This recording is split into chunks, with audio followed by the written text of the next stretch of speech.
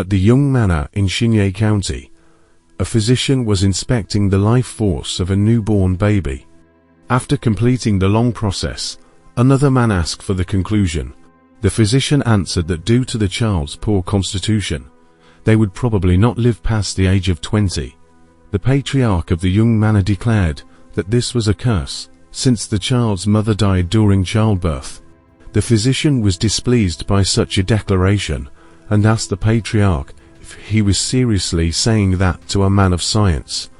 He then asked how the patriarch could say such a thing about his own child, who would probably die young. The physician further stated that the child's condition was similar to the 9 yin severed meridians, though he had never seen someone with their Baihui acupoints open to such an extreme. The patriarch asked if the physician meant the acupoint at the top of the head. The physician confirmed, saying that if the Baihui acupoint is to open, the person will die soon, which is usually called deity ascension. Patriarch Yong said he had heard that powerful Taoists do this when they depart for their heavenly realm. The physician scoffed and asked if he believed in such nonsense. The Baihui acupoint is used by absolute martial masters when they use their upper meridian. Deity ascension occurs when someone gets too drunk on the energy of the great nature and dies because they cannot handle it. The patriarch rose and declared that he understood it was heavenly punishment for killing his mother. "How can you call yourself a father?" the physician asked. The patriarch responded that it was time for the physician to leave, and the chief steward would pay him on his way out. The physician shouted that he didn't need their money and stormed out.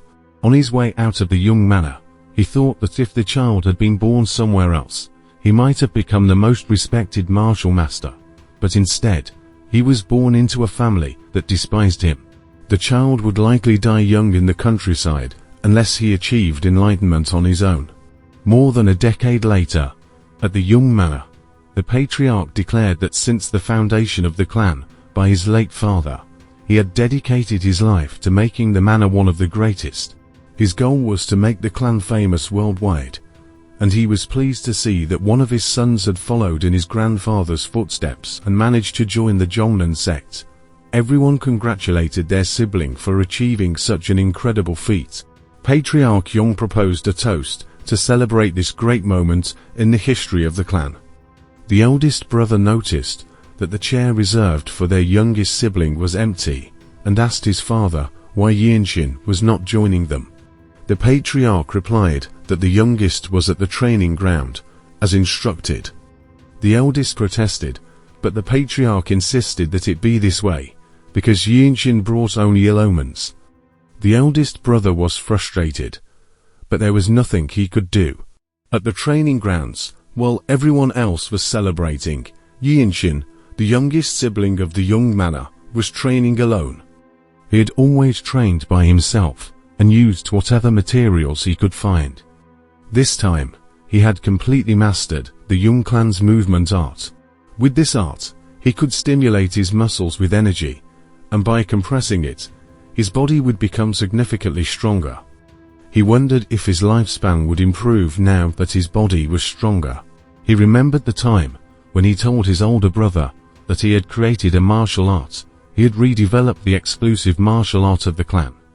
His brother told him to share it with anyone. Yinshin couldn't understand why, since he hadn't done anything wrong. He also told his other brother, who refused to try it, because he feared energy deviation and death from a martial art created by a child. His father scolded him for meddling with the clan's exclusive martial art, reminding him that he was just a child, not a clan founder. A clan founder is someone who creates martial arts, a founder of a martial group.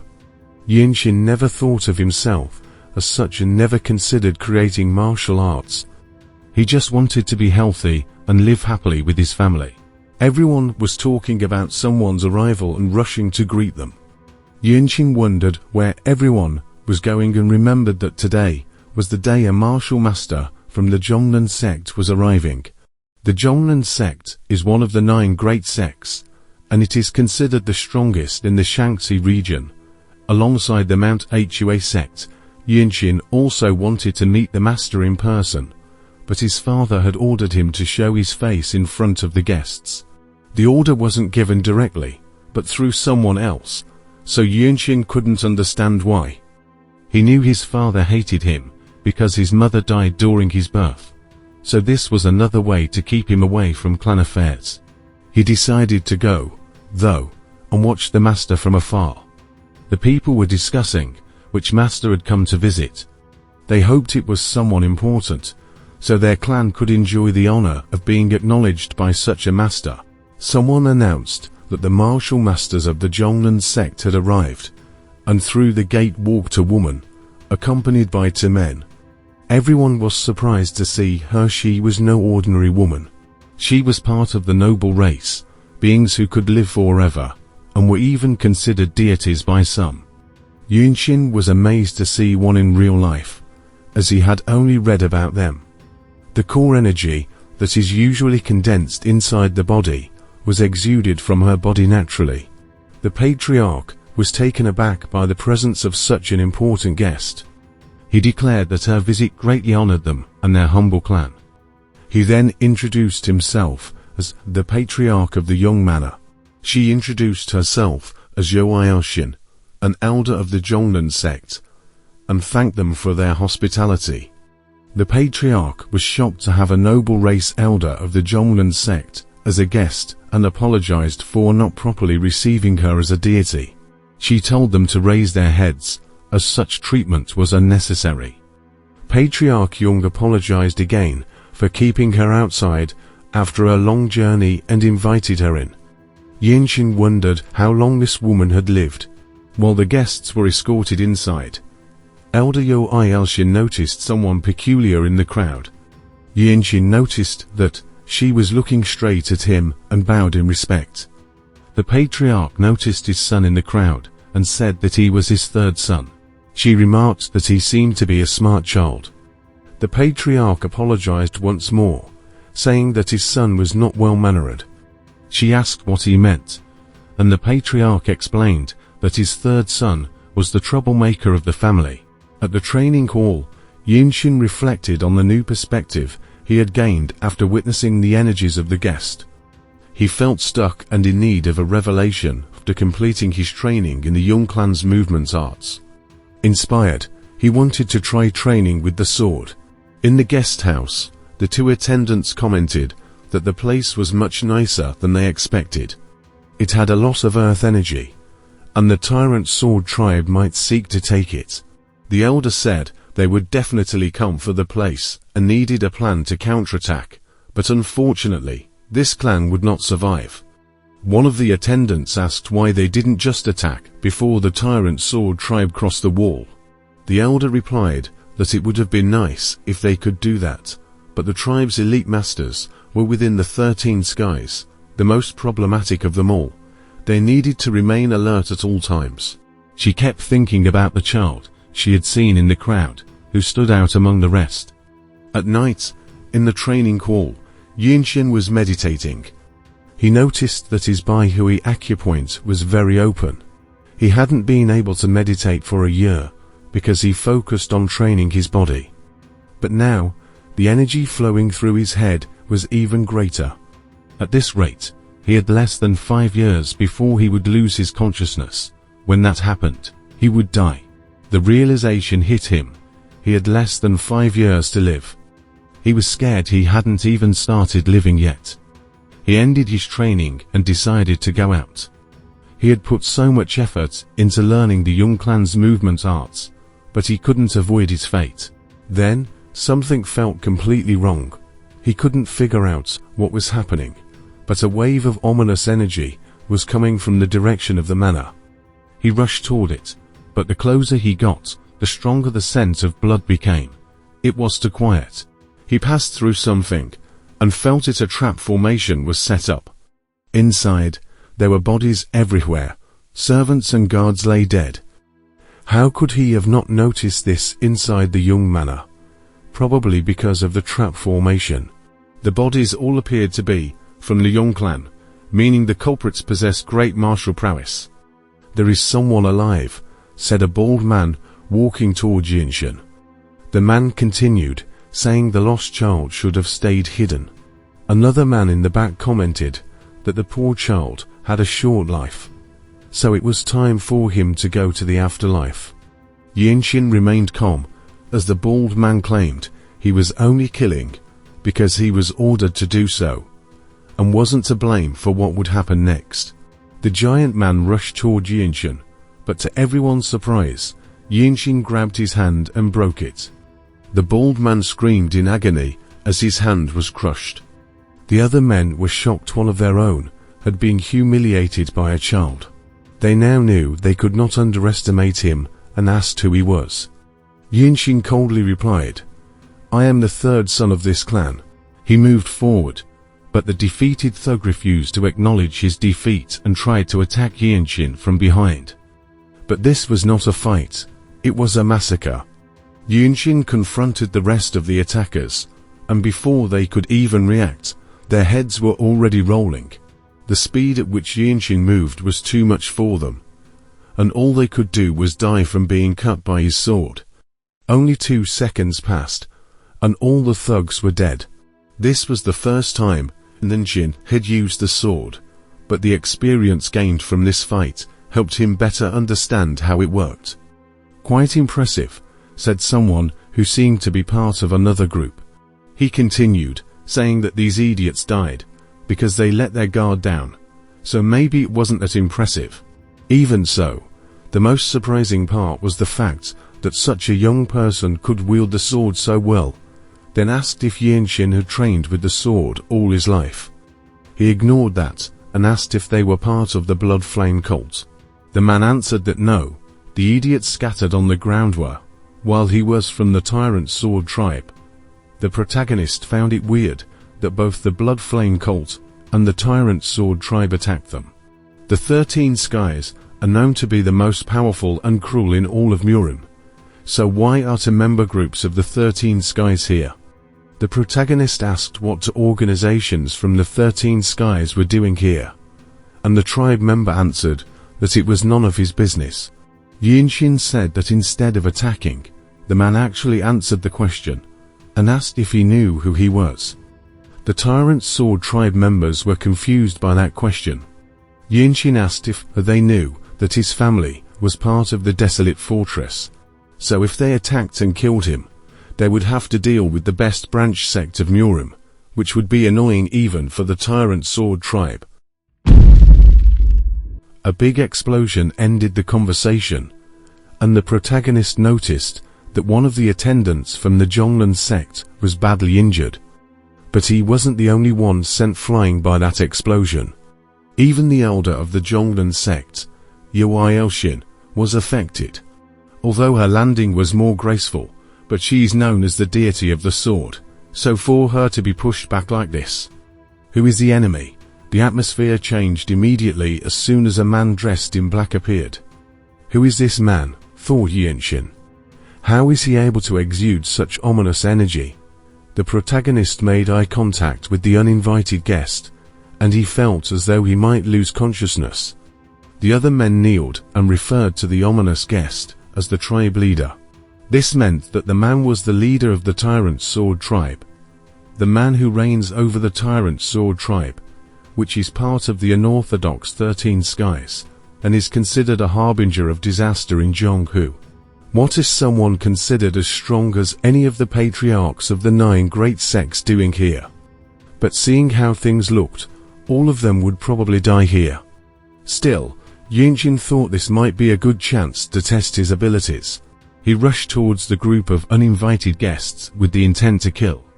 His opponent had no time to even draw his sword and ended up dying.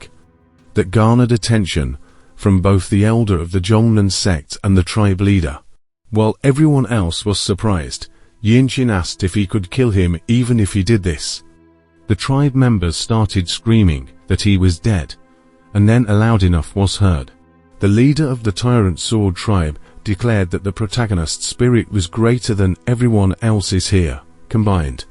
The praise surprised everyone. The tribe leader doesn't acknowledge anyone so easily. "I will let you live," said the tribe leader, and Yunshin asked what he meant by those words, that he couldn't kill him, because he was the only grandson of the former Divine Sword Squad leader of the Desolate Fortress.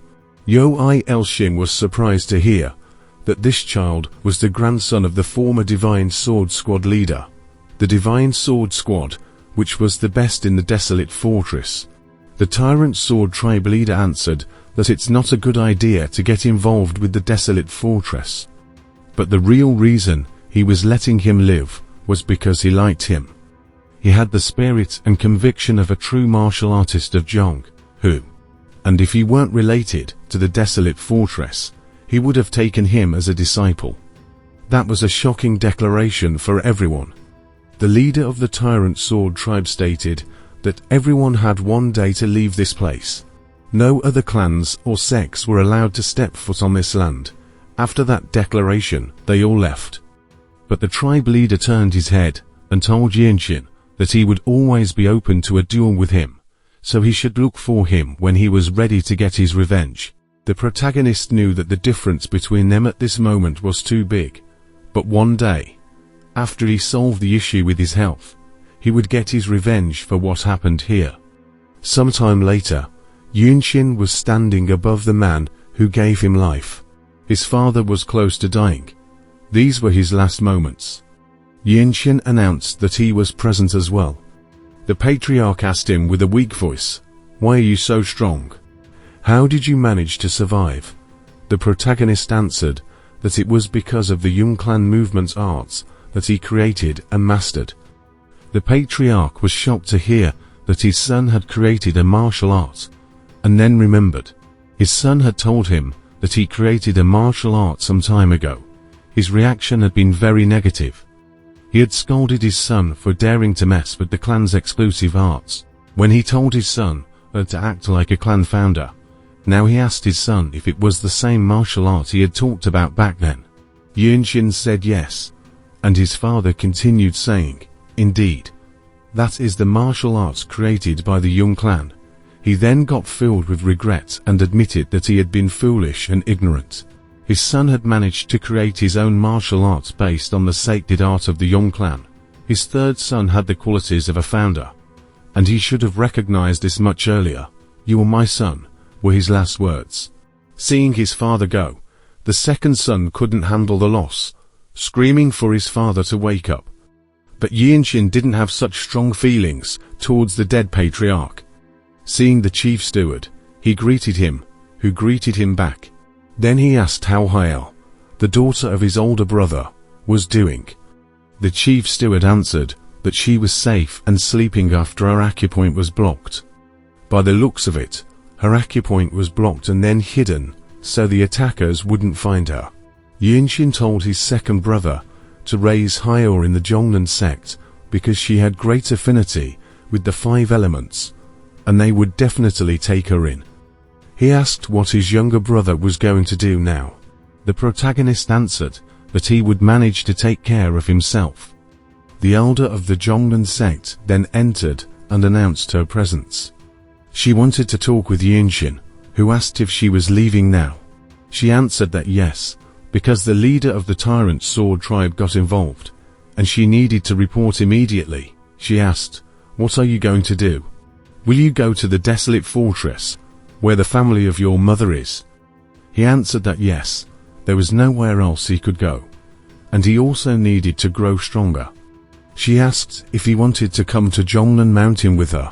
He said that he felt honored to receive such a good offer from the elder of a great sect, and she continued saying that he would be recommended to become the disciple of the sect leader. That was an amazing offer. The protagonist couldn't believe he was being offered such a position. She said that the sect leader would see the potential in him, as she also saw it. Yunshin was thinking that he would be able to learn the absolute sacred art from the sect leader. Plus the Zhongnan sect leader was one of the top 10 swordsmen in the world. Yunshin then thanked her for the amazing offer and the kindness he had been shown, but he must refuse. For that, he apologized. Yunshin said that he shouldn't worry about it. She had wanted to bring in someone talented like him, and probably the tribe leader thought the same. The protagonist asked for forgiveness again, and she answered that it was fine, the gates of the Jongnan sect would always be open for him. He then asked if he could dare to ask a question, and she approved. He said that he knew she was one of the older people among the noble races. So did she know of a method to get the fruit of the world tree? She was surprised to hear that he was interested in the fruit of the world tree. The fruit of the world tree is protected by the desolate fortress leader, whom the emperor has acknowledged as the king and a peer. It is said to grant eternal life and youth to those who consume it, a true gift from the heavens. Yinxin thought that if he ate the fruit, his condition would be fixed, and he would be able to live past 20. Yo Aoxin said that she hadn't even lived half of her lifespan, so she had no authority when it came to the world tree. All she knew was that the desolate fortress leader could give the fruit to others. Yinxin stated that then he needed to go to the desolate fortress, and she added that it would be hard to gain the fruit, as it was a sacred item. He said there was no other way. He needed to become a squad leader and achieve great feats. She wished him luck in his journey and stated that she needed to leave now in order to report what happened here. She also ordered her two attendants to stay behind and help the survivors. She then left, and Yinxin wished her safe travels. In the early morning, outside the Yung Manor, Yinxin thanked the two members of the Jongnan sect for their help. They answered that it was the least they could do, and also, maybe they played a part in this tragedy. The second brother called for him and said that an apology wouldn't help now, after everything he had to go through. But next time they met, he would try to be a better older brother. So for now, they both should do their best to survive and become stronger.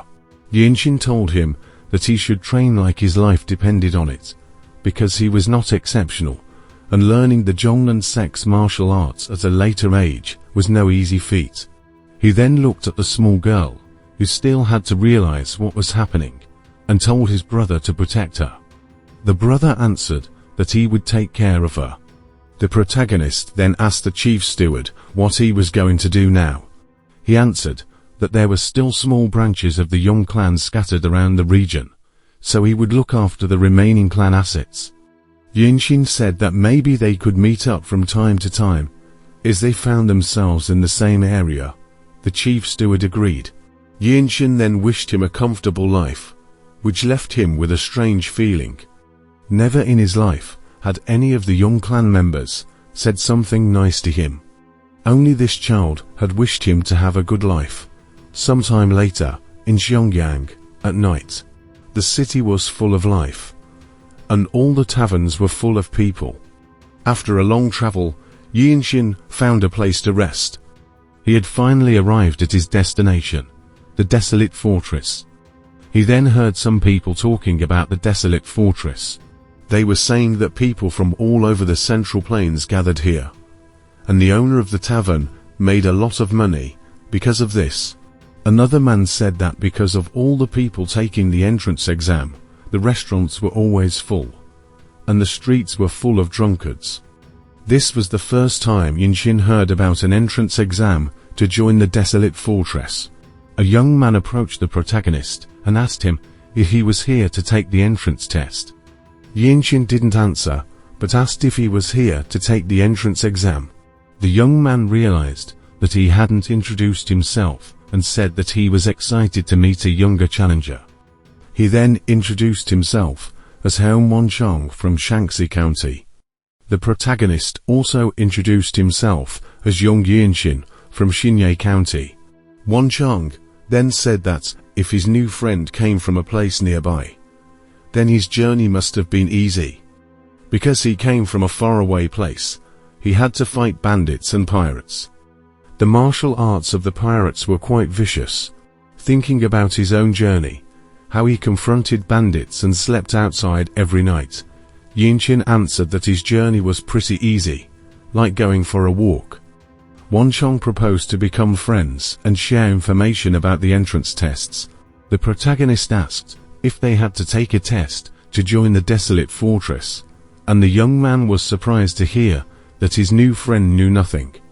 Wanchong got heated up and asked if he really hadn't heard about the famous Desolate Fortress trial. After all, the Desolate Fortress was different from usual martial arts groups. Just like a person takes a test to become a government official, a person needs to take a test to become part of the Desolate Fortress squads. That's why there were so many people gathered here. Even if you didn't have foundations, you would get the opportunity to learn as soon as you joined. This place was swarming with martial artists who had dedicated their lives to passing the test. The Desolate Fortress is the strongest martial group in the world, and the place where many martial artists became legends. Some people say that if you want to take on the world with just one weapon, then go to the Desolate Fortress. Since the imperial family that rules over the Central Plains is trying to control the martial arts groups, all the elixirs and advanced martial arts are gathered here from all over the world. Of course, there are people who say that the great sects are better, but they don't know what they are talking about.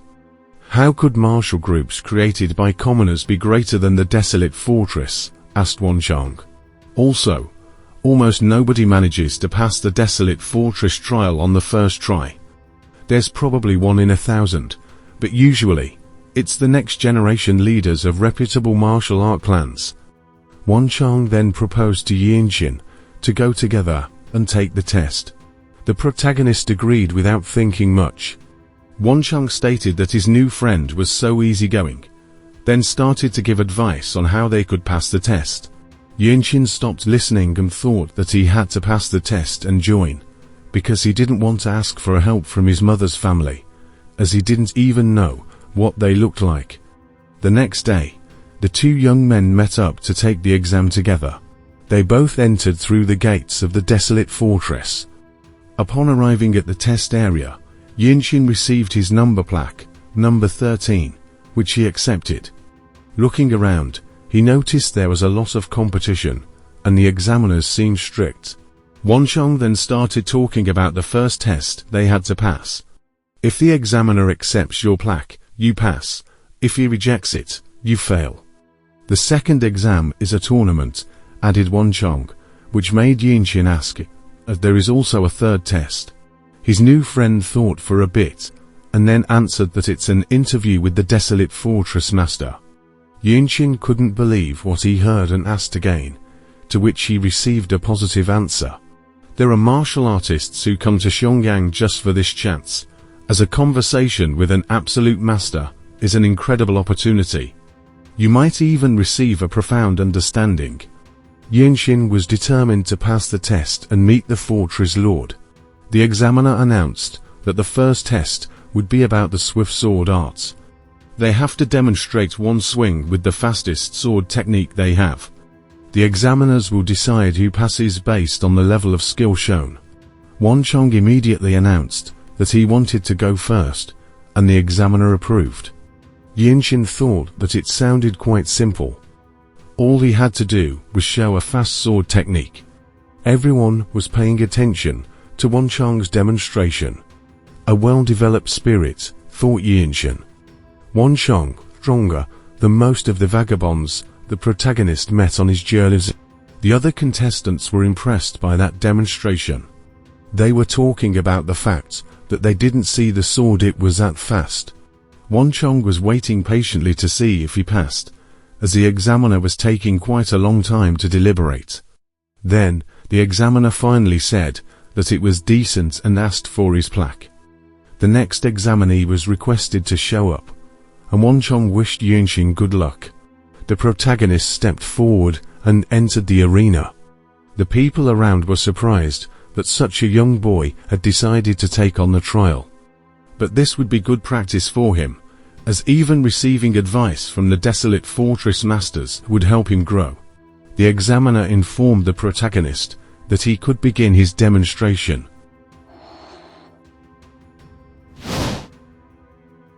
The sword technique that Yinxin showed was so fast and strong that it left everyone impressed. Wanchong had no words. How could someone so young be so talented? The examiner was impressed and declared that the future of the Desolate Fortress was right here. That was a shocking announcement. The examiner then asked for the protagonist's plaque, read the number, and wished him good luck in the next stage. Yinxin thanked him and left. Wanchong immediately followed after his new friend, and asked if he was the son of a famous family. Yinxin asked if that mattered, because after they enter the desolate fortress, all that matters is talent and effort. Wanchong now understood that his new friend really planned on joining the desolate fortress, and Yinxin asked if that wasn't why everyone came, including him. Wanchong said yes, that's right. He then thanked him and announced that he had to leave.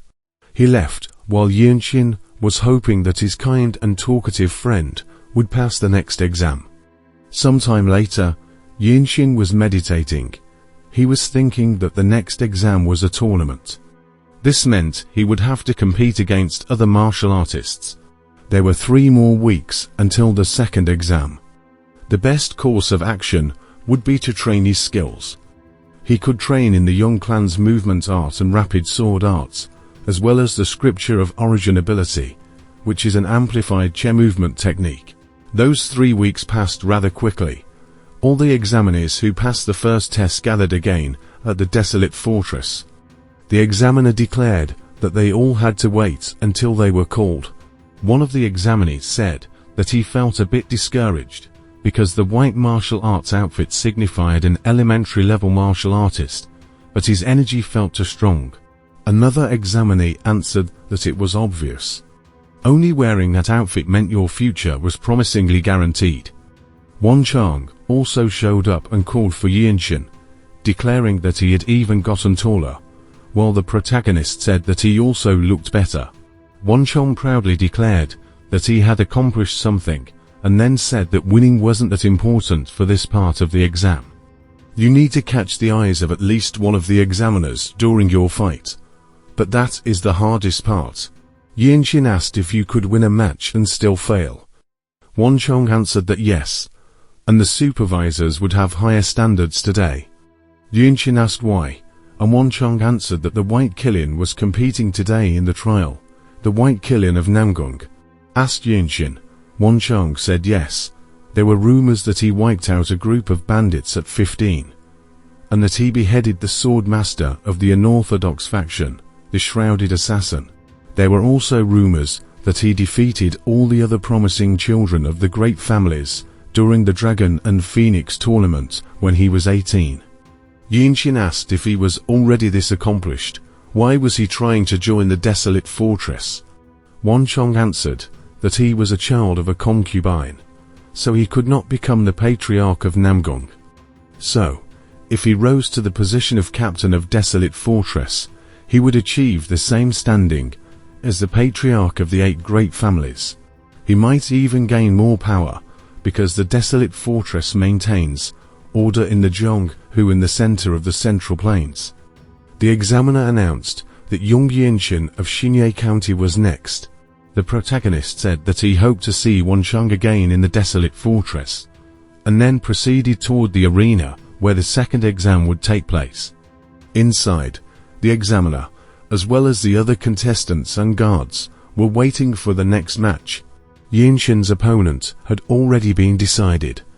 The examiner declared that the match could start, and the opponent began to laugh maniacally before declaring that he brought despair to all the little moths that struggle around.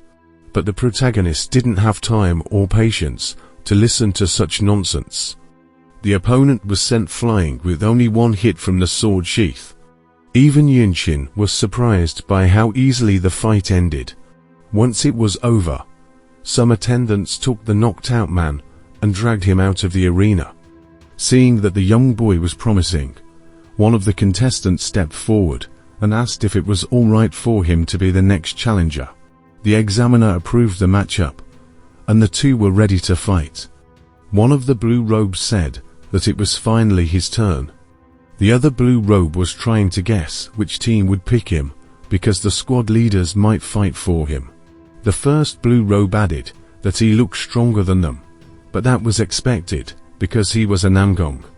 Hearing all that, Yinxin deduced that his opponent was actually Namgung Huoxin, the White Killian. One person attending the trial wondered if they would be able to witness the boundless heaven technique. Looking at him, Yunxin thought that his opponent was about 5 years older, but it didn't seem to be at a level he couldn't reach.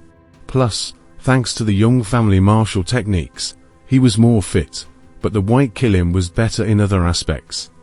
Namgung Huoxin bowed and officially presented himself, stating that he trained in the Boundless Heaven technique and the Infinite Steps. Yunxin also presented himself, stating that he trained with the Young Clan movement art. Seeing his opponent's relaxed posture, Huoxin asked if he wasn't going to draw his sword. Yunxin assumed his fighting position, but didn't draw his sword yet. Huoxin prepared for the fight by concentrating energy into his sword. Yunxin was thinking that the main essence of the technique he'd been practicing was unpredictability and unexpected attack in the midst of an unpredictable rhythm. If it worked, it should lower Huoxin's guard. Everyone was excited to see the white Kilin fight. The examiner then declared that the fight could start. Not even a quarter of a second passed before Yunxin made his attack, but his sword broke.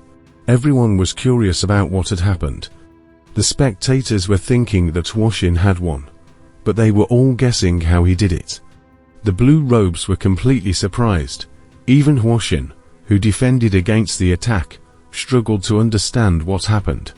He then relaxed and declared that he lost. That took everyone by surprise. How could the white Kilin lose against someone younger than him? One of the blue robes said that Yunxin's sword was scary, and that he was even younger than Huoxin by about 5 years. They were also wondering if he couldn't use sword energy yet. Either way, he was a truly talented martial artist who just made his presence known. It was scary to think about what he would be able to achieve. The examiner asked if he was young Yunxin, and after receiving a positive answer, said that there was a garden up ahead, and that he should go there. Yunxin then said that he would love to have another duel with Huoxin, who answered that he would also like that.